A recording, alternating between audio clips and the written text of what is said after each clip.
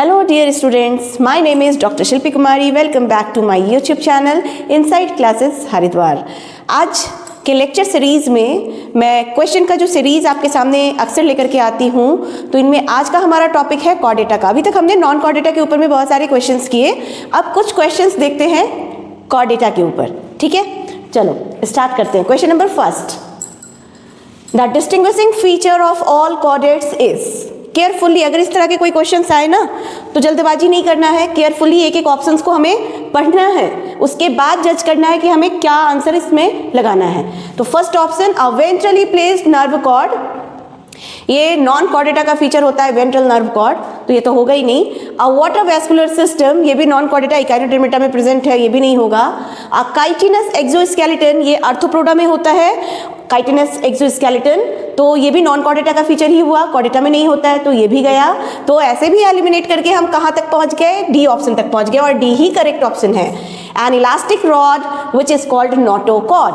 So the distinguishing feature of all the chordates, सारे chordates का इनमें से कौन सा ऐसा फीचर है जो सारे कॉर्डेट्स में होता है, तो एन इलास्टिक रॉड और the notochord present in all chordates. Clear. चलो question number 2, chordates possesses dorsal nerve cord placed below gut, single hollow nerve cord placed dorsal to gut. बिल्कुल सही बात है, सिंगल होता है, हॉलो नर्व कॉर्ड होता है एंड वो डॉर्सली प्लेस्ड होता है to gut. So the correct option is B. Now question number 3, in vertebrates the notochord persists throughout the life. Second option is partially replaced by vertebral column, is completely replaced by vertebral column, is partially or fully replaced by vertebral column. तो हम इसमें C option के साथ जाना है और ये है is completely replaced by vertebral column. Now next question, question number 4, which one is the distinguishing feature of all vertebrates?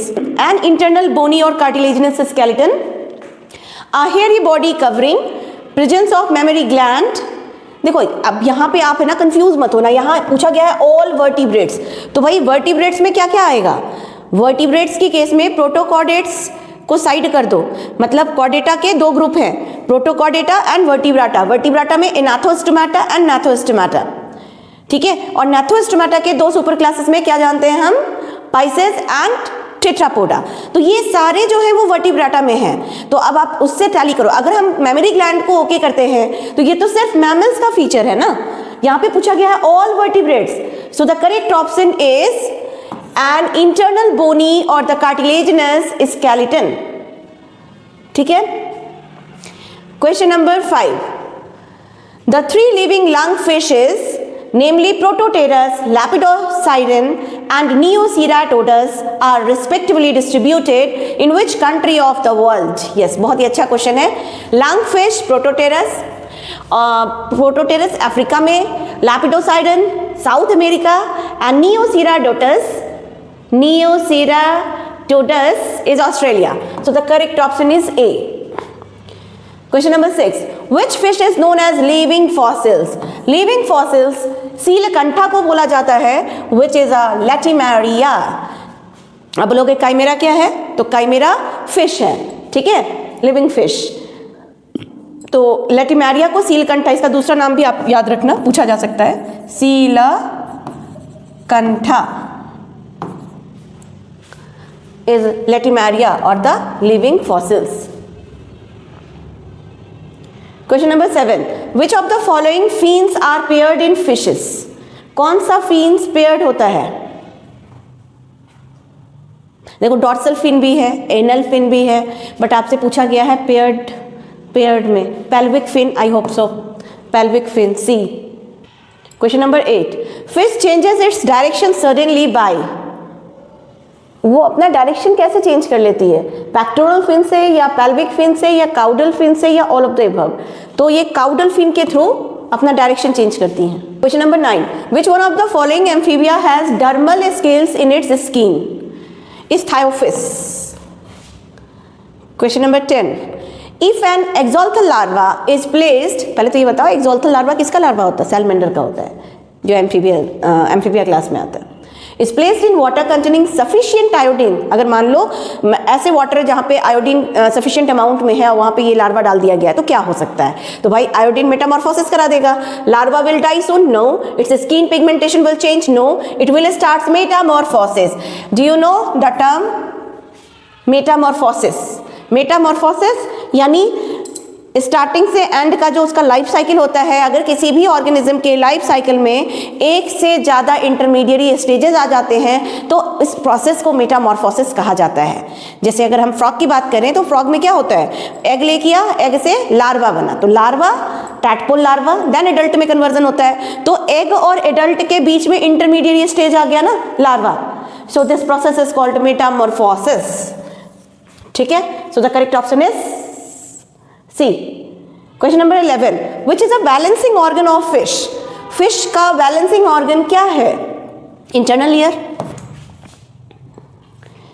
Which of the following group of animal have constant body temperature?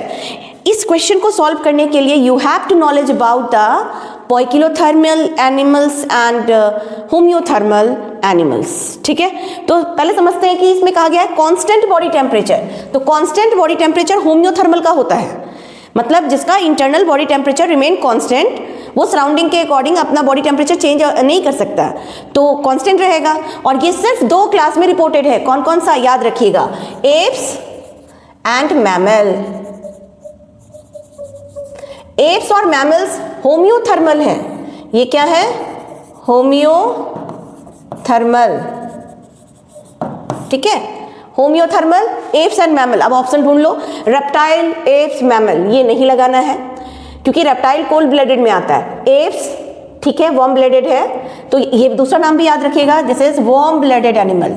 Warm blooded animals. तो warm blooded animals वो animals है जिनका body temperature remain constant रहता है, वो change नहीं करते। और इस कैटेगरी में 2 ही क्लास आता है वर्टिब्रेटा का, वो कौन कौन सा है? Apes and mammal. So the correct option is D.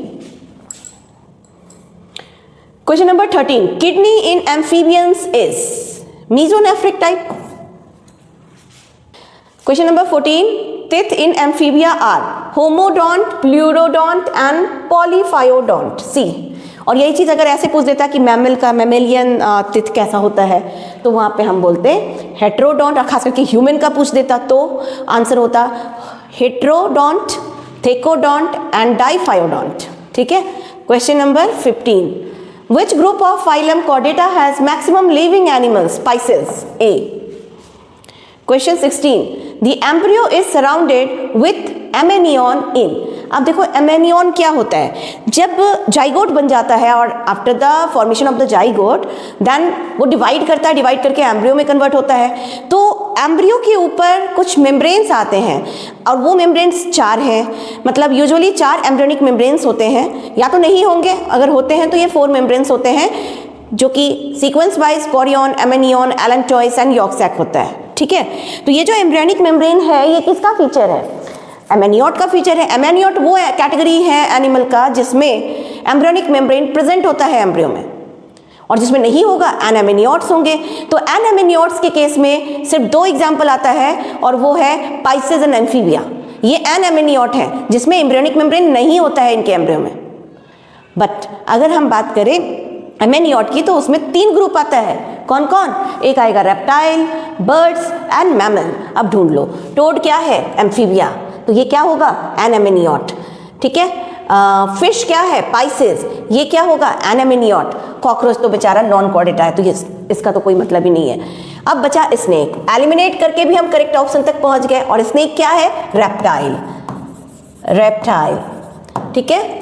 तो रेप्टाइल्स के केस में ये जो है ना एमेनियन अगर प्रेजेंट है सराउंडेड विथ एमेनियन, तो ये एमेनियोट की कैटेगरी में आते हैं, और एमेनियोट में रेप्टाइल, बर्ड्स एंड मैमल्स, ये 3 ग्रुप आता है। तो इसमें से देख लो, ये होगा नहीं क्योंकि एम्फीबिया है, ये पाइसेस है और ये नॉन कॉर्डेटा है। So the correct option is B. Now question number 17. Which is poikilothermal animal? Another name for this is cold-blooded animal. Cold-blooded animal.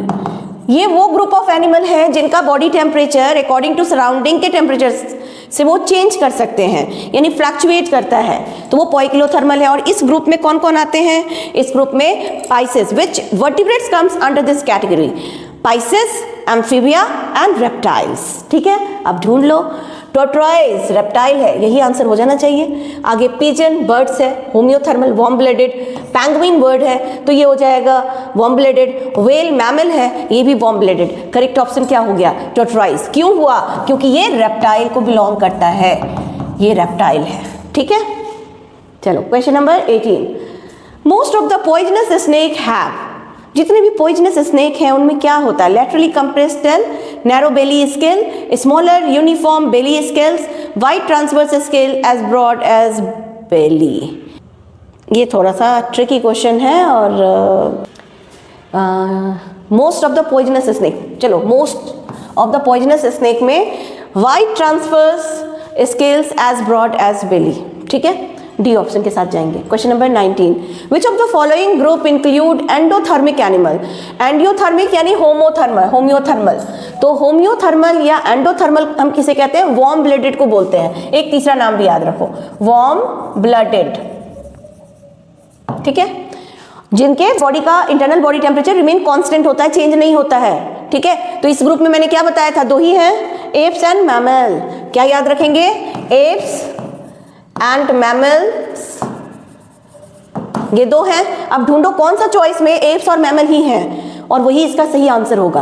देखो क्रोकोडाइल की बात कर लो, क्रोकोडाइल क्या है? रेप्टाइल है, तो पहले ही नहीं होगा। Whale, pigeon, bat. Whale aquatic mammal, pigeon bird, bat aerial mammal.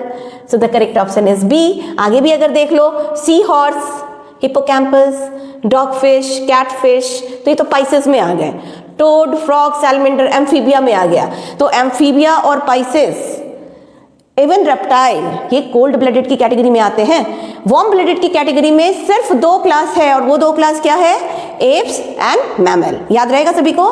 चलो question number 20, which bird has teeth in its beak? Yes, Archaeopteryx. Have you heard this term Archaeopteryx? Archaeopteryx, it is basically the missing link between the birds and reptile. Reptile and birds के बीच का missing link है. This is missing link between the reptiles and birds. Reptiles and birds.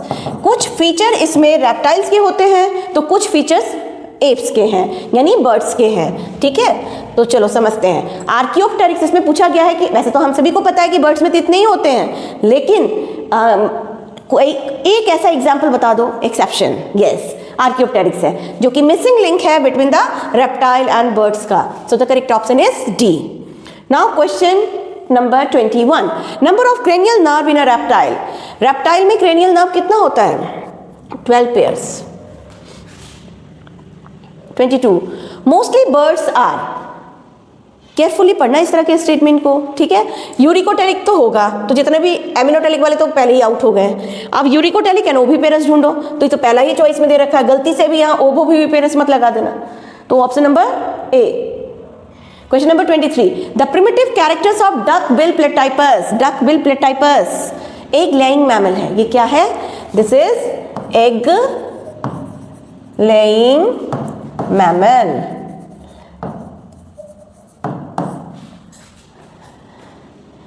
Egg laying mammal is a degenerated mammal, shows the stage between the apes and mammal, shows the stages between the reptile and birds, shows the stages between the reptile and mammal. ये reptile और mammal duck bill platypus egg laying mammal है।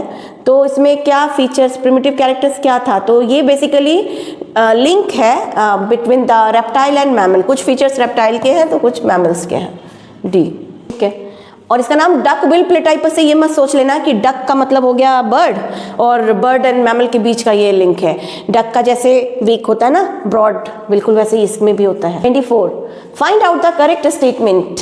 All birds can fly, बिल्कुल भी नहीं, कुछ flightless भी होती हैं। ऑल स्नेक्स आर पॉइजनस, बिल्कुल भी नहीं, कुछ स्नेक्स जो होते हैं वो नॉन पॉइजनस भी होते हैं।